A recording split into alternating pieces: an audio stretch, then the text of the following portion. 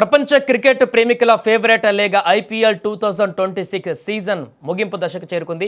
2 నెలల పాటు అభిమానులను ఉర్రూతలూగించిన లీగ్లో ఫైనల్ ఫైట్కు రంగం సిద్ధం చేసుకుంది. మరికాసేపట్లో ప్రారంభం కానున్న ఫైనల్ మ్యాచ్లో డిఫెండింగ్ ఛాంపియన్ రాయల్ ఛాలెంజర్స్ బెంగళూరును 2022 విజేత గుజరాత్ టైటాన్స్ ఢీకొనబోతుంది. టోర్నీలో అత్యుత్తమ జట్ల మధ్య ఫైనల్ జరుగుతుండడం, ఆల్రౌండ్ బలంతో సమవుజ్జీలలా కనిపిస్తున్న టీమ్స్లో ఎవరు విజేతగా నిలుస్తారో చెప్పలేని పరిస్థితి ఉండడం ఈ పోరు పైన ఆసక్తి పెంచుతుంది.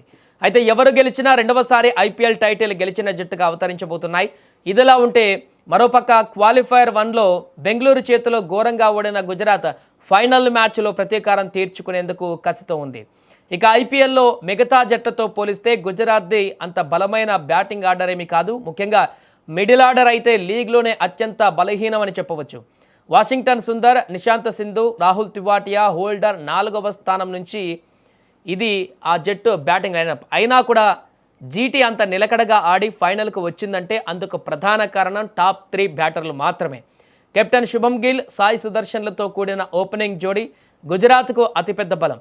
క్వాలిఫైర్ 2లో బ్యాటింగ్ కాస్త కష్టంగా ఉన్న పిచ్చిపైన 215 పరుగుల భారీ లక్ష్యంగా నిలిచిన గుజరాత్ ఛేదించిందంటే అందుకు గిల్, సుదర్శన్ వేసిన తిరుగులేని పునాది కారణం. ఈ జోడీ ఏకంగా 167 పరుగుల భాగస్వామ్యం నెలకొల్పింది.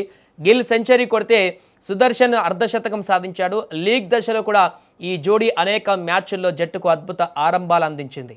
టోర్నీలో అత్యధిక పరుగుల వీరులలో 2-3 స్థానాలలో గిల్, సుదర్శన్ ఉన్నారు. ఇక 3వ నెంబర్లో ఆడే బట్లర్ సైతం 500 పైచిలకు పరుగులు సాధించడం వీరికి కలిసి వచ్చేటువంటి అవకాశం.